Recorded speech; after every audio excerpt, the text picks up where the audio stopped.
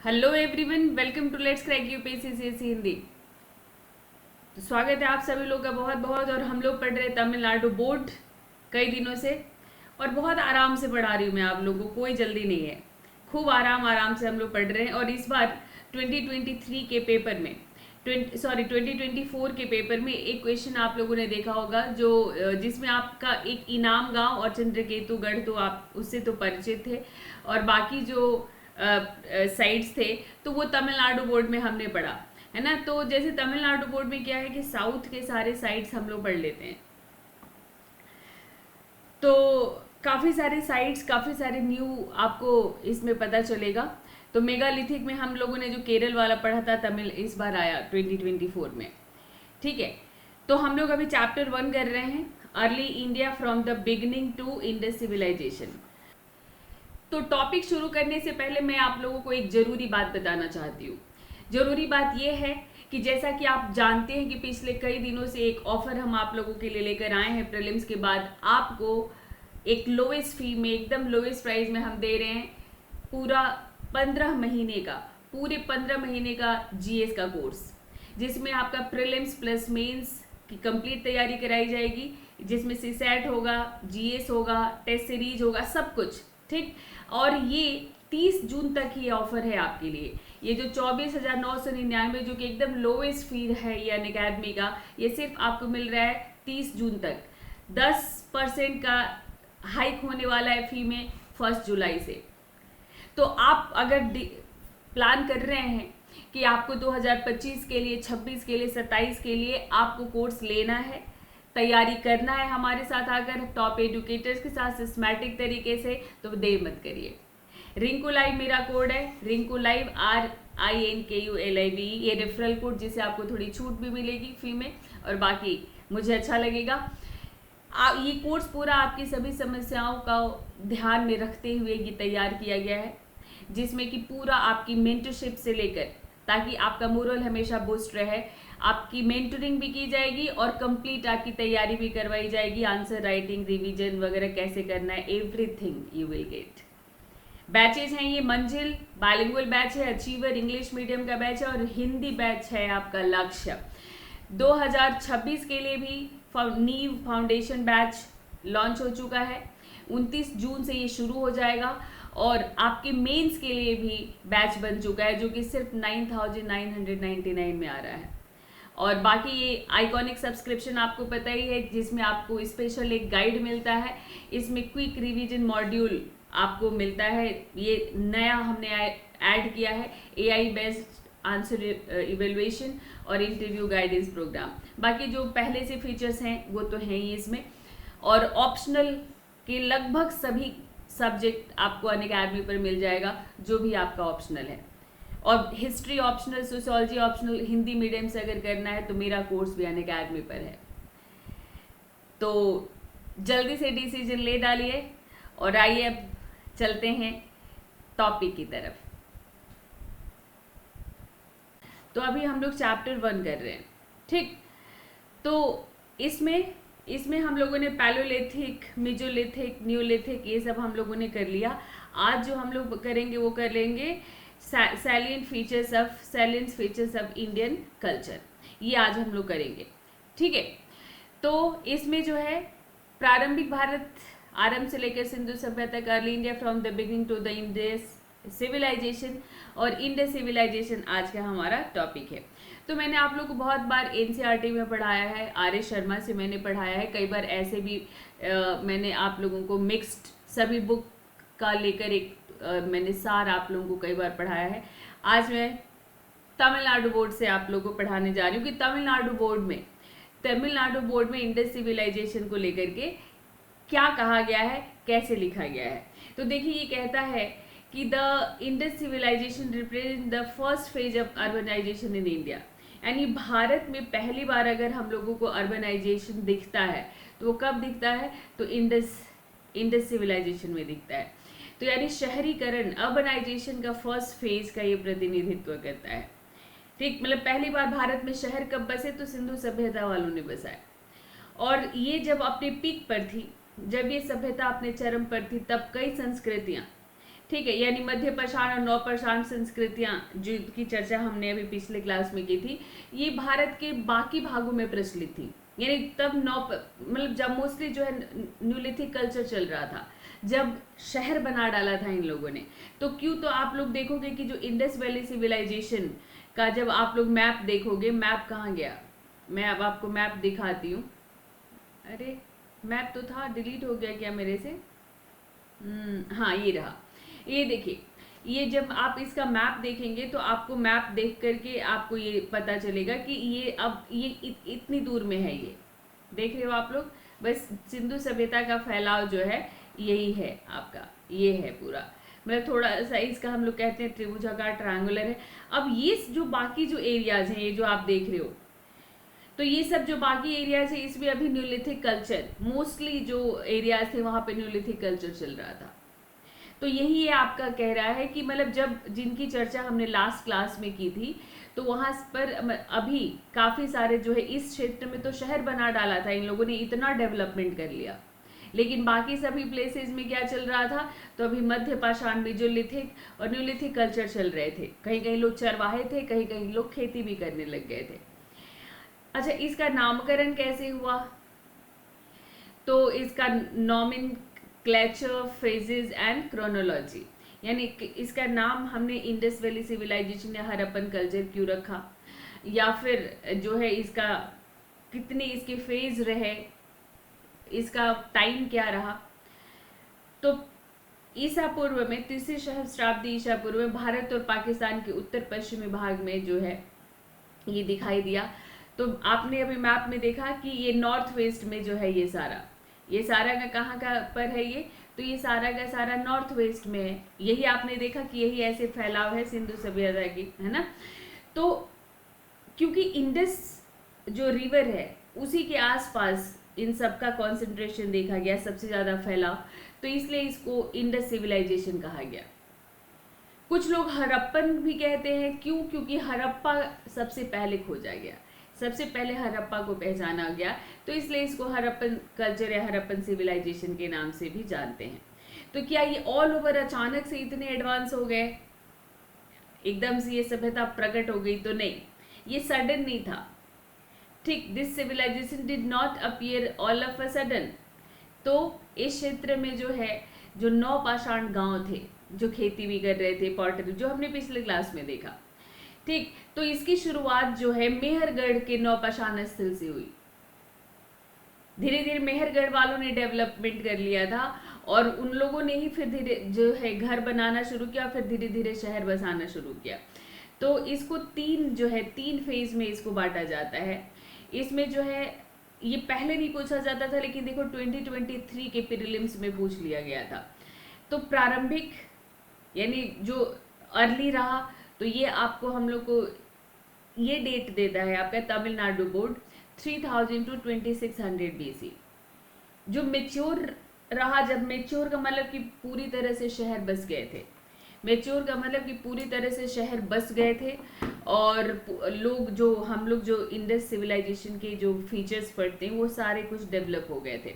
तो ये 2600 to 1900 BC। और जब इसका डिक्लाइन शुरू हुआ, जब सिंधु सभ्यता का धीरे धीरे पतन शुरू हुआ, उसे लेट हड़प्पन कहते हैं, उत्तर हड़प्पा, पोस्ट हड़प्पा, तो ये 1900 to 1700 BC है ये। ठीक है, तो ये जो है ये आपका उस तरह से इनके प्लेसेस का। वैसे तो ओरिजिन की अगर हम लोग बात करें तो ये 3000 BC है। जैसे हम लोग क्या कहते हैं कि मोस्टली जैसे आपके एनसीईआरटी कहता है कि आज से 4800 साल पहले, तो उसको बीसी में हम लोग बदलते हैं तो 4700 साल पहले, तो बीसी में बदलते हैं तो वही 2700 BC निकल कर आता है। तमिलनाडु बोर्ड इसको 3000 कह रहा है कि जो अर्ली थे वो 3000 BC पहले ही शुरू हो गए थे। ठीक है, तो ये बस थोड़ा सा चेंज है इसमें।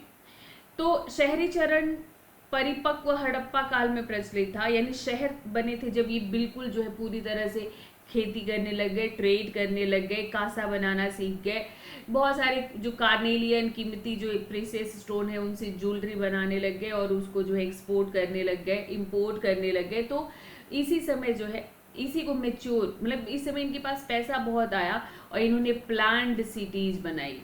इन लोगों ने जो है प्लान्ड सिटीज बनाई। ठीक, तो इसी को कहा जाता है मैच्योर हड़प्पन सिविलाइजेशन। तो चार्ल्स मेसन ने सबसे पहले हड़प्पा स्थल का सबसे पहले चार्ल्स मेसन ने 1827 में विजिट किया था। यानी सबसे पहले जिसने नोटिस किया था वो चार्ल्स मेसन थे। ये आपके एनसीईआरटी में भी मेंशन है। इसके बाद उन्होंने आमरी का दौरा किया। आमरी का दौरा किसने किया था? तो अलेक्जेंडर बर्नर्स ने किया था 1831 में। तो आमरी से हमें राइनो की हड्डियां मिली हैं, वो प्लेस इसीलिए ये फेमस है। तो लाहौर से मुल्तान तक रेलवे लाइन बिछाने के कारण हड़प्पा स्थल नष्ट कर दिया गया। ईंटें जो निकल रही थी उसको लाइन में लगाने लग गए थे। फिर यहाँ से सील्स भी मिलने लग गई, मोहरे भी मिलने लग गई। तो ये पहुंची अलेक्जेंडर कनिंघम के पास, जो कि आर्कियोलॉजिस्ट थे, इस बार सर्वेयर थे वो क्या थे? तो पूरा तत्व सर्वेक्षण के प्रथम निदेशक थे। ये आर्कियोलॉजिकल सर्वे ऑफ इंडिया जो ASI जो बना था उसके ये फर्स्ट सर्वेयर थे। अलेक्जेंडर कनिंघम के पास ये पहुंचा तो अलेक्जेंडर कनिंघम ने इसको 2-3 बार विजिट भी किया, 1853, 1856, 1875। तो उन्होंने 1853, 1856 और 1875 में इस स्थल का दौरा भी किया, लेकिन इसके इंपॉर्टेंस को वो नहीं समझ पाए थे। इसके इंपॉर्टेंस को कौन समझा? तो जॉन मार्शल। उस समय वो ASI के महानिदेशक थे। ठीक है, वो डायरेक्टर थे, इसके डायरेक्टर जनरल थे। और उन्होंने जो है मतलब जब इसको डायरेक्टर बने और तब जाकर उन्होंने यहाँ पर रिसर्च शुरू करवाया। जब तक वो नहीं आए तब तक यहाँ पर अनुसंधान शुरू नहीं हुआ। तो सर जॉन मार्शल का इसमें एकदम इम्पॉर्टेंट रोल है, और उनके ही अंडर में बहुत सारे इंडियन आर्कियोलॉजिस्ट जो रहे उन्होंने भी यहाँ पर किया, जैसे आप लोग दयाराम साहनी, राखालदास बनर्जी वगैरह। बाद में 1940 के डिकेड में मार्टिमर विलर ने हड़प्पन उसकी खुदाई की। मतलब हड़प्पा में सिर्फ दयाराम साहनी नहीं है, मार्टिमर विलर ने भी यहाँ पर जो है वो किया, और भी कई हड़प्पन प्लेसेज का किया। ठीक है, बाद में पार्टीशन के बाद बहुत सारे प्लेसेज चले गए। कहाँ? पाकिस्तान। तो इसलिए जो है, लेकिन चले तो गए, पर पुरातत्वविद जो थे वो अब भी इंटरेस्टेड थे। तो लेकिन भारत वाले जो है भारतीय पक्ष में हड़प्पा स्थलों का पता लगाने के लिए उत्सुक थे कि भाई ये तो भारत में डेवलप हुआ ना, भले पार्टीशन के बाद पाकिस्तान चला गया, पर ये है तो हिंदुस्तान का, भारत का। तो अभी जो भारत में प्लेसेज हैं, कालीबंगन, लोथल, राखीगढ़ी, धौलावीरा। कालीबंगा राजस्थान, लोथल गुजरात, राखीगढ़ी हरियाणा, धौलावीरा गुजरात। धौलावीरा को यूनेस्को ले चुका है। तो ये भारत में कुछ बड़े प्लेसेस हैं जिसकी पूरी तरह खुदाई हो चुकी है।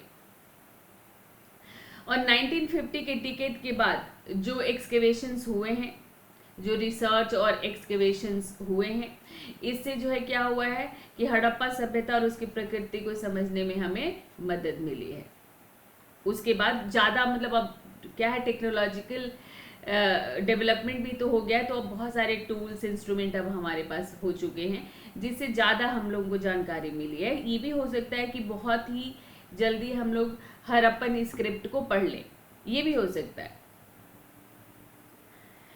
तो सिंधु सभ्यता और समकालीन संस्कृतियों ने भारत और पाकिस्तान में जो अपनी बस्तियां बसाई, तो लगभग 1.5 मिलियन स्क्वायर फीट जो है स्क्वायर किलोमीटर कह लीजिए, स्क्वायर किलोमीटर 1.5 स्क्वायर किलोमीटर क्षेत्र को उन्होंने कवर किया। तो ये जो मैंने आप लोगों को दिखाया था मैप, तो आपने उसमें देखा ही मतलब उस एरिया में काफ़ी बड़ा है, पूरा अफगानिस्तान तक टच करता हुआ। तो पश्चिम में पाकिस्तान ईरान की सीमा पर सुतकांगेंडोर, शोरतुघई अफगानिस्तान, पूर्व में आलमगीरपुर, इसका ईस्टर्न आलमगीरपुर है और वेस्टर्न साइड सुतकांगेंडोर है, साउथ में दैमाबाद है, नॉर्थ में मांडा जो कि कश्मीर में है। इसका मुख्य क्षेत्र कहाँ रहा? तो पाकिस्तान, गुजरात, राजस्थान और हरियाणा में इसका मुख्य क्षेत्र था, क्योंकि यूपी में मतलब एक जो है आलमगीरपुर एक लौता ही है आपका हिंडन नदी के किनारे। तो मुख्य रहा पाकिस्तान, जिस जहाँ मोस्टली आपके हैं, अभी मैं दिखाऊंगी मैप में, गुजरात, राजस्थान, हरियाणा, यही मुख्य रहा इसका। तो शुरुआत मेहरगढ़ से हुई, जहाँ पे सबसे पहले खेती हुई, सबसे पहले कॉटन उगाया गया, सबसे पहले घर बनाया गया, और फिर वही लोग डेवलप करते चले गए। ठीक है। हालांकि ये कहता है तमिलनाडु बोर्ड के हम नहीं जानते कि सिंधु क्षेत्र की जो नौपाषाण संस्कृतियां रही, यानी जिस एरिया में इंडस वैली सिविलाइजेशन का डेवलपमेंट हुआ, वहां पे न्यूलिथिक साइट्स भी थे, उनके बाद की शहरी सभ्यता के बीच कोई निरंतरता है या नहीं है। लेकिन इसमें देखा गया कि इस पूरे क्षेत्र में कस्बों का विकास हुआ।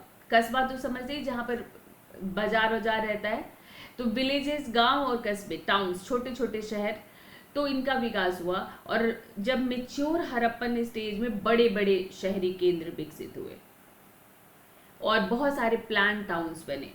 तो इसमें जो प्लान्ड टाउन्स हैं, नियोजित जो शहर हैं, उसमें हड़प्पा, मोहनजोदड़ो, हड़प्पा पंजाब पाकिस्तान, मांडुगुमरी डिस्ट्रिक्ट, मोहनजोदड़ो सिंध पाकिस्तान, सिंधु रिवर के किनारे, ये रावी नदी के किनारे है ये, धौलावीरा, लोथल, सुरकोतड़ा गुजरात, कालीबंगन राजस्थान, बनावली, राखीगढ़ी हरियाणा, ये सब जो है ये प्रमुख स्थल हैं। इनका नाम आप लोगों ने सुना भी होगा।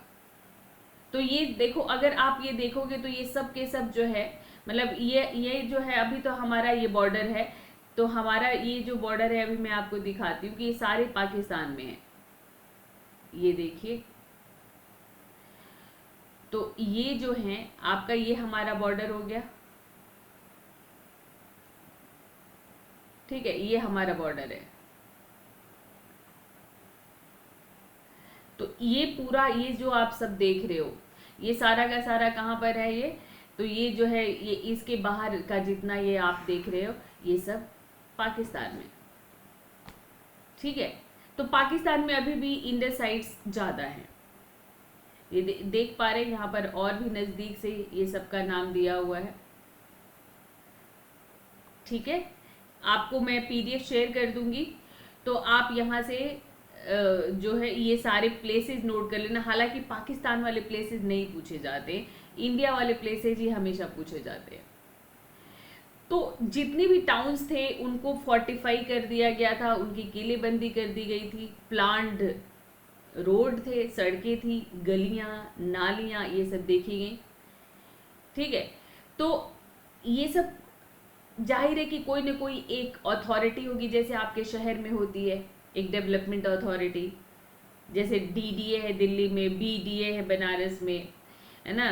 तो इसी तरह से जैसे हर जगह की एक डेवलपमेंट, जैसे वहाँ पे मुंबई का है, तो मुंबई का जो हम कहते हैं एमसीडी कहते हैं उसको, मुंबई कॉरपोरेशन डेवलपमेंट जो है। तो इस तरह से जो है आपको, मतलब सब जगह से आप लोग को मिलेगा, हर जगह एक डेवलपमेंट अथॉरिटी होती है। तो ये जो है इसी तरह से जरूर एक अथॉरिटी रही होगी, और वही सारे जब शहर बसाती होगी तो पहले ड्रेनेज बनाती होगी, सड़कें बनाती होगी, उसके किनारे किनारे ड्रेनेज, फिर वो प्लॉट काटती होगी, पानी का सुविधा, जगह जगह मेन हॉल बनाती होगी, तो एक अथॉरिटी होगी। ठीक। ये जो है ब्रिक यूज करते थे शुरू में, जो है अनबेक्ड ब्रिक भी यूज किया उन्होंने, और बेक्ड ब्रिक भी यूज किया उन्होंने, लेकिन ब्रिक से ही घर बनाते थे। शहर ग्रिड पैटर्न पर एकदम व्यवस्थित रूप से, ग्रिड पैटर्न, ग्रिड मतलब इसको कहते हैं राइट एंगल पर काटते हुए एक दूसरे को। ठीक। घर मिट्टी की ईंटों से बने थे, जबकि नालियां पक्की ईंटों से बनी होती थी। जो घर मिट्टी की ईंट से बनते थे उसकी भी नालियां पक्की ईंटों से बनती थी। घर में एक से ज्यादा मंजिलें, मोस्टली 2 स्टोरी घर मिली हैं। मोहनजोदड़ो सबसे ज्यादा प्लान्ड है इसमें। इसके 2 अलग अलग क्षेत्र हैं। एक को जैसे, एक को हम लोग क्या कहते हैं, तो एक को हम लोग कहते हैं सीटाडेल, सीटाडेल कहते हैं, गढ़ कहते हैं इसको, सीटाडेल। और निचले वाले को हम लोग लोअर टाउन कहते हैं, है ना। ये सब जो है हमने कई बार पढ़ा है। सारे घरों में बाथरूम, नालियां। ठीक। 2 स्टोरी घर थी, सीढ़ियां भी मिली हैं। सीढ़ियां ही बताती हैं कि 2 स्टोरी होगा। बहुत सारे घरों में सीढ़ियां मिली हैं, तो वो बताती हैं कि जरूर ऊपर की भी मंजिल होगी। अच्छा, घरों में कई कमरे, बीचों बीच एक आंगन भी देखा गया जिसके चारों ओर कमरे बने हैं, जैसे आजकल होता है। साउथ में ज़्यादातर ऐसे घर बनते हैं, और नॉर्थ में भी गांव में जाओगे आप तो आपको गांव में ऐसे ही घर मिलेंगे, नॉर्थ में भी। मोहनजोदड़ो में एक गोडाउन भी हम लोगों को मिला है जिसको हम ग्रेट ग्रेनरी कहते हैं, अन्नागार कहते हैं। एक ग्रेट बाथ मिला है, एक बड़ा सा टैंक मिला है जिसको हम ग्रेट बाथ कहते हैं, तालाब। चारों तरफ इसके गलियारे थे, और उत्तर की तरफ और दक्षिण की तरफ तालाब में उतरने के लिए, इस टैंक में उतरने के लिए सीढ़ियां थी। ऐसा लगता है कि मतलब इसको किसी रिचुअल के लिए यूज किया जाता होगा, क्योंकि इसका पानी भी निकालने के लिए व्यवस्था किया गया था। तो ये कई जो है कमरों के साथ एक अच्छी तरह से पका हुआ, मतलब चेंजिंग रूम्स भी बने हुए हैं। ठीक, भंडार भी मिला है हम लोग को, हड़प्पा से भी मिला है, मोहनजोदड़ो से भी मिला है। ठीक है, तो ये मतलब हम लोग को क्या है कि अनुष्ठान से जुड़ा हुआ है ये। मतलब इसको देखकर ये लगता है कि ये डेली यूज का नहीं होगा, मतलब कोई ना कोई ऐसा रिचुअल होता होगा, उस रिचुअल के टाइम पर ही इसको यूज करते होंगे, उस रिचुअल के टाइम पर ही। ठीक है, अगर हम लोग इनके उसकी बात करें कि भाई इनकी जीविका कैसे चलती थी, सबसिस्टेंस एंड इकोनॉमिक प्रोडक्शन, तो कृषि, एग्रीकल्चर जो था वो एक इम्पॉर्टेंट, एक मुख्य आधार था। कई फसलें उगाते थे, गेहूं, जौ, मसूर, चना, तिल। ठीक है, तो वीट, बार्ले, लेंटिल, चिकपी, सिसेम, बहुत सारे मिलेट्स, मतलब आज जो हम लोग उगाते हैं लगभग समझ लो सब कुछ उगाते थे ये। ठीक है, और इन्होंने जो है डबल क्रॉपिंग सिस्टम भी अपनाया था, दोहरी फसल प्रणाली। कैसे? तो मान लो कि ये खेत है, तो ये खेत है, तो जैसे ये वाला रो जो जा रहा है गेहूं का, और ये बीच वाला रो जो जा रहा है वो सरसों का जा रहा है। दोनों ही रबी, मतलब रबी और खरीफ में ऐसे ही किया उन्होंने। या फिर मतलब ये सरसों का है तो ये मटर का है। तो इस तरह से उन लोगों ने जो है मतलब एक ही खेत में उन्होंने दो तरह का अनाज उगाया। हल का इस्तेमाल करते थे, हमें हल का फाल नहीं मिला है, लेकिन बनावली से खिलौना मिला है। जमीन जोतते थे फिर बीज बोते थे, ऐसी मतलब ये शिफ्टिंग कल्टीवेशन, झूम खेती की तरफ बीज छिड़क नहीं देते थे। तो कालीबंगा से हम लोगों को प्लग्ड फील्ड मिला है, कालीबंगा से हमें जुते हुए खेत मिले हैं। तो ये नहर और कुएं दोनों से सिंचाई करते थे। सिंचाई तो भाई करते ही होंगे, तो नहरें भी उन्होंने निकाली थी जहां पर उनको पानी, बारिश कम होती थी, और कुओं का भी इस्तेमाल करते थे। ठीक है, तो इसमें दिया गया है कि जो आर्कियो वनस्पति शास्त्री होते हैं, आर्कियो बोटैनिस्ट, वो जो है कृषि और मानव तथा उसका जो पर्यावरणीय संबंध होता है उसका अध्ययन करते हैं। तो कृषि मुख्य आधार, पशुपालन भी करते थे ये। हड़प्पा के लोग पशुपालन भी करते थे, भेड़, बकरी, मुर्गी, गाय, भैंस सब पालते थे। ठीक है, मतलब गाय का कोई सील नहीं मिला है, लेकिन भाई बुल था तो गाय होगी। घोड़े के बारे में इनको जानकारी नहीं थी, ऐसा ये भी कहता है तमिलनाडु बोर्ड भी, यूपीएससी ने भी यही माना। हालांकि सुरकुत्रा से हमें घोड़े की हड्डियां मिली हैं, मोहनजोदड़ो लोथल से घोड़े का हमें खिलौना मिला है, लेकिन अब ये लोग यही मानते हैं कि उनको घोड़े के बारे में जानकारी नहीं थी। ऐसी जैसे कभी कभी देखा होगा, मुझे जो लगता है कि इन्होंने यूज बहुत घोड़े का नहीं था, हर्षों केंद्रित नहीं थे, लेकिन घोड़े के बारे में जानते थे। तो खिलौना कैसे बनाते अगर देखा नहीं होता तो। हड़प्पा के मवेशियों को जेबू कहा जाता था, तो ये आपके लिए एक न्यू टर्म है कि जो हड़प्पा के जो कैटल्स थे, मवेशी थे, उन्हें जेबू। तो जेबू क्या है? एक बड़ी नस्ल है। ठीक, जेबू एक is a large breed often represented in their seals। ठीक है, जेबू, तो जेबू एक बड़ी नस्ल थे। ये कहा गया कि मवेशियों को जेबू कहा गया है, और बड़ी नस्ल। हालांकि देखो यूनिकॉर्न को अक्सर दिखाया उन्होंने। मछली भी खाते थे, बर्ड्स को भी मार कर खाते थे, और यहाँ पर जो है सुअर, हिरन और घड़ियाल के भी साक्ष्य मिले हैं। घड़ियाल भी शायद खाते थे। ठीक, अब हम लोग बात करते हैं क्राफ्ट की। यहाँ पे टाइपो मिस्टेक है, क्राफ्ट। तो जो क्राफ्ट की अगर हम लोग बात करें, क्राफ्ट प्रोडक्शन की, तो शिल्प उत्पादन एक महत्वपूर्ण हिस्सा था इनका। तो कई तरह की बीड्स बनाते थे, मोतियाँ, आभूषण बनाते थे, और जो है ये लोग वैसे शेल बैंगल्स बनाते थे, जैसे प्रीशियस स्टोन्स, अच्छे स्टोन्स के बैंगल्स भी बनाते थे।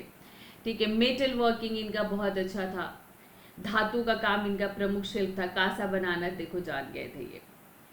तो जो इसमें जो पत्थर इस्तेमाल करते थे, कार्नेलियन, जैस्पर, क्रिस्टल, स्टेटाइट, और मेटल में कॉपर, फिर उसको वो करके टीन मिला करके ब्रॉन्ज, गोल्ड, फेंस बनाते थे। अच्छा, शंख भी यूज करते थे ये।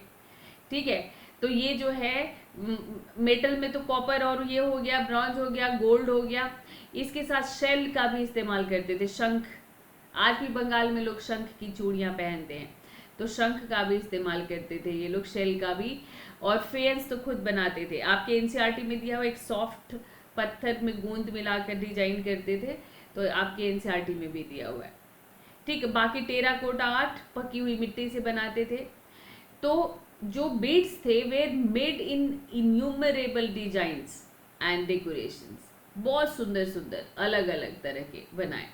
और इनको ये क्या करते थे, एक्सपोर्ट करते थे, मेसोपोटामिया को निर्यात करते थे। मेसोपोटामिया में जो एक्सकेवेशन हुआ है वहाँ से सबकी ज्वेलरी इनकी मिली है, कार्नेलियन की मिली है। ईरान, ओमान, तुर्कमेनिस्तान, और कुछ प्लेसेस थे जो पर्टिकुलरली किसी एक स्पेशल क्राफ्ट में के लिए वो सेंटर थे। जैसे शेल के लिए, शंख के काम के लिए नागेश्वर और बालाकोट, लैपिस लाजुली, सोरतुघई, ये एक साथ है। लैपिस लाजुली जो कि बहुत ही एक प्रीशियस स्टोन था, तो ये सोरतुघई ये अफगानिस्तान में। कार्नेलियन ये लोथल में बनाते थे, ये नेचुरली नहीं एक्सट्रैक्ट करते थे, ये किसी प्रीशियस स्टोन पर बीड्स बना के उस पर कलर चढ़ाते थे, रेड कलर को, उसको कार्नेलियन कहा गया। स्टेटाइट साउथ राजस्थान से मंगाते थे, स्टेटाइट एक सॉफ्ट पत्थर। और तांबा, तांबा जो कॉपर है वो राजस्थान और ओमान से मंगाते थे। और इसे ये अच्छी अच्छी ज्वेलरीज तैयार करते थे। पॉटरी में भी मास्टर थे ये, मिट्टी के बर्तन, बहुत सुंदर सुंदर मिट्टी के बर्तन बनाते थे। तो red on black, black on red, उस पर खूब सुंदर सुंदर डिजाइन बनाया करते थे। ठीक है, और मतलब इस पर कई तरह के, मतलब कुछ स्टोरेज के लिए, कुछ सजाने के लिए स्टैंड पर रखे जाने वाले बर्तन, कुछ मतलब सुंदर सुंदर जो है प्याले, कुछ छेद वाले बर्तन इन्होंने बनाए हैं, कुछ बोल्स हैं। तो मतलब बहुत तरह तरह के जो है उस पर मिट्टी के जो इनके बर्तन थे उस पर पीपल के पत्ते, है ना, मछली के आकार का डिजाइन, कुछ जियोमेट्रिकल डिजाइन, है ना, कुछ पर जैसे इन्होंने जो है जीव जंतु भी बना रखा है ना, कुछ पर इन्होंने जैसे फ्लोरा और फौनाज भी बना रखे हैं, जैसे छोटे छोटे, तो सुंदर लगते हैं देखने में, जो है ये सभी के सभी सुंदर दिखते हैं। तो ये देख पा रहे हैं आप इसको जो है, तो ये तो खैर रेड वाला है, ये रेड ऑन ब्लैक भी रहा इनका। बहुत अच्छा। अगर हथियार की बात करें तो बड़े बड़े हथियार, बड़े बड़े वेपन्स नहीं बनाए, पर तांबे और कांसे के औजार हथियार बनाते थे जो एग्रीकल्चर में काम आता था, किचन में काम आता था, है ना। जानवर भाई नॉन वेजिटेरियन थे, उनको काटने में काम आता था। ठीक है, हाथी दांत के भी औजार बनाते थे, तांबे के बनाते थे, चौट ब्लेड का बनाते थे, हड्डियों का बनाते थे, भाई मछली पकड़ने के लिए बनाते थे। जैसे आजकल आप लोग वो बनाते हो ना, मतलब जैसे जो बहुत सारी चीजें जो है ये लोग बनाया करते थे। ठीक, और मिरर बनाते थे, सुरमा लगाने के लिए उसकी छड़े बनाते थे। लेकिन इनको आयरन के बारे में नहीं जानते थे। They did not have the knowledge of iron. Iron का याद रखिएगा कि आयरन का जो हमारे पास आर्कियोलॉजिकल एविडेंस है वो 900 मतलब 1000 to 900 BC का है हमारे पास, जो कि लेटर वैदिक पीरियड का टाइम था। तो ऐसी रोहरी चट के बारे में दिया हुआ है। रोहरी चट एक महीन दाने वाली जो है, महीन दाने वाली एक ग्रेड सेडिमेंट्री रॉक है ये रोहरी चट। पाकिस्तान के रोहरी एरिया में, रोहरी एक एरिया है पाकिस्तान का, वहां पर ही मिलता था। और इसका इस्तेमाल हड़प्पा के लोग पत्थर के ब्लेड और औजार बनाने के लिए करते थे। ठीक है, ज्वेलरी और ऑर्नामेंट की बात करें तो ऑर्नामेंट की हम लोग पहले ही बात कर चुके हैं कि बहुत सुंदर सुंदर बनाया करते थे लोग पत्थर और मेटल से, गोल्ड से, तांबे से, कांसे का, टेराकोटा। ये जो है इनको कपड़े का भी ज्ञान था, मेहरगढ़ से ही शुरुआत होती है। तो ये कपास और रेशम दोनों के बारे में जानते थे। जैसे ये पुजारी की जो शॉल है, इस पर देखिए ये एम्ब्रॉयडरी की गई है। तो ये एम्ब्रॉयडरी किससे की होगी इन्होंने? कॉटन पे कॉटन की नहीं की होगी इन्होंने, है ना। इसी तरह से मतलब जो टेराकोटा वो है, उस पर महिलाओं को भी आभूषण बने हुए, मतलब ज्वेलरी पहने हुए दिखाया गया है। इसी मोहनजोदड़ो से जो डांसर हमें मिली है, आप देखिए यहाँ से लेकर यहाँ तक, यहाँ से यहाँ तक इसने चूड़ियाँ पहन रखी हैं और गले में भी ज्वेलरी, यहाँ पर भी कुछ इसने कड़े और ताबीज जैसी कोई चीज पहन रखी है। तो काफी सारे सुंदर सुंदर, मैंने बताया मेसोपोटामिया को। फेंस के बारे में मैं बता चुकी हूँ। फेंस के जो है मैंने बताया आपको, मुलायम पत्थर का पाउडर बनाकर, चूर्ण बनाकर, उसमें गोंद मिलाकर उसके बैंगल्स और भी डिजाइन्स बनाया करते थे ये लोग। ठीक है, और इन सबको जो है ट्रेड में मतलब इस्तेमाल किया जाता था। ट्रेड एंड एक्सचेंज की बात करें अगर हम, तो इनका जो है क्या है कि एक्सचेंज सिस्टम था। मतलब कि वस्तु विनिमय ये किया करते थे, बार्टर सिस्टम जिसे कहते हैं। तो व्यापार और विनिमय हुआ करता था इनका, और ये दूर दूर तक पूरा पश्चिम एशिया के साथ ये ट्रेड करते रहे। मेसोपोटामिया के साथ इनका काफी घनिष्ठ संबंध था। ठीक, इसके अलावा ओमान, बहरीन, इराक, ईरान, ठीक है, सुमेरियन साइट्स जो हैं ये सारे के सारे, ओमान, बहरीन, इराक, ईरान, ये सब सुमेरियन, ये सब जो है सुमेरियन स्थल है, सुमेरियन। इसके साथ ही मेसोपोटामिया था, सुमेरियन सभ्यता थी। तो इन सब के साथ इनका चलता था। क्यूनिफॉर्म हमें जो इनके इंस्क्रिप्शंस मिले हैं, जो वहां पर हम लोगों को मिला है, उसमें जो है ये साफ साफ पता चलता है कि मेसोपोटामिया और हड़प्पा के बीच ट्रेड रिलेशन था। मेलुहा वर्ड आता है, मेलुहा कहा गया है इंडस वालों को, उससे साफ पता चलता है। ओमान में हड़प्पन जो है ब्लैक वेयर मिला है, काले रंग का पॉलिश्ड एकदम बर्तन बनाते थे। और ऐसे ही मेसोपोटामिया में जो है इनके सील्स मिले हैं, डाइस मिला है, ठीक है, बीड्स मिले हैं, डाइस, बीड्स, और जो है वेट मिला है, मोहरे मिली है। मतलब ये सब जो है मोहनजोदड़ो से भी मिला है। मतलब आखिर हमें कैसे पता चलता है कि उनके साथ ये ट्रेड करते थे? तो हमें ऐसे ही पता चलता है कि जब जहाँ जहाँ से हम लोगों को हड़प्पन जो चीज़ें मिलती हैं, तो उसी से हम लोग को पता चलता है। तो मेसोपोटामिया में हम लोग को कार्नेलियन, लापिस लाजुली, तांबा, सोना, इस तरह की बहुत सारी जो है, और लकड़ियां भी निर्यात की जाती थी। तो मतलब ये कच्चा माल दूर दूर से मंगाते थे, उसको प्रोसेस्ड करते थे, उससे चीजें बनाते थे और फिर उसको एक्सपोर्ट कर देते थे। चालाक थे एकदम। तो जैसे आजकल हम लोग का राजस्व भुगतान संतुलन बिगड़ा रहता है ना, क्योंकि आयात ज्यादा निर्यात कम रहता है, इनका निर्यात ज्यादा होता था। ठीक है, बाट और माप भी था भाई, ट्रेड है तो बाट और माप होगा। तो इसके लिए इन्होंने जो है अपना बनाया था चर्ट, जो कि एक पत्थर होता है चर्ट। तो क्यूबिकल चर्ट वेट्स बनाते थे इसमें। तो इसमें जो है क्या था, तो बाइनरी सिस्टम में है ये। जो रेशियो था 1:2:4:8:16:32:64, ऐसे ही बढ़ता चला जाता था।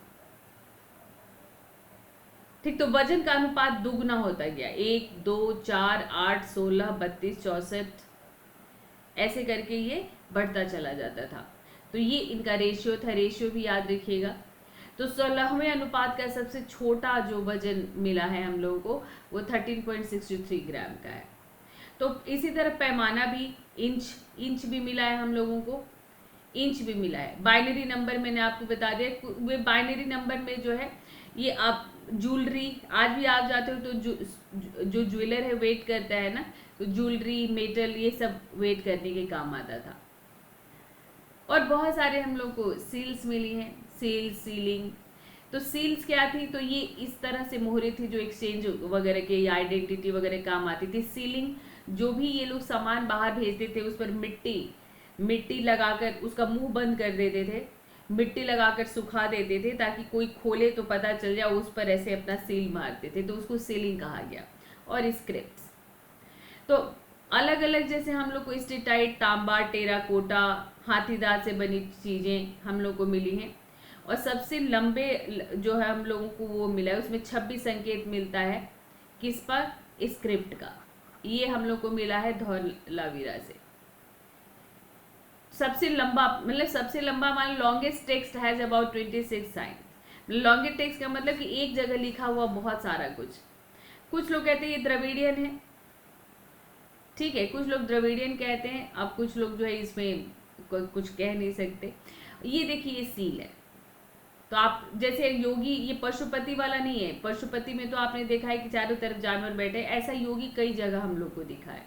और ये देखो, कुछ न कुछ लिखा है, देख रहे हो ना, कुछ न कुछ आपको लिखा हुआ मिलेगा। हम लोग इसको पढ़ नहीं पाए। तो जब बहुत सारी इंडस सील्स पर, जितने भी सील्स हैं उस पर कुछ न कुछ लिखा हुआ है, बहुत सारे जानवरों की पिक है। आर्ट्स और एम्यूजमेंट की अगर हम लोग बात करें तो इसमें जो है काफ़ी आर्टिस्टिक नेचर के थे। उनके बर्तन से हमें पता चलता है कितने सुंदर सुंदर उस पर इन्होंने पेंटिंग डिजाइन बनाए हैं। इसके साथ जिस तरह मूर्तियां बनाई हैं, जिस तरह टेराकोटा आर्ट मिलता है, जैसे ज्वेलरी बनाई है, तो इससे हम लोग को पता चलता है कि काफ़ी जो है आर्टिस्टिक नेचर के थे, है ना। सभी मूर्तियां जो मिली हैं वो सब इम्पॉर्टेंट है, वही मूर्तियां मेंशन की गई हैं, जैसे पुजारी राजा का, मोहनजोदड़ो से डांसर का, हड़प्पा से हम लोग को मिला है। ठीक, धौलावीरा से भी हमें बहुत सारी मूर्तियां मिली हैं।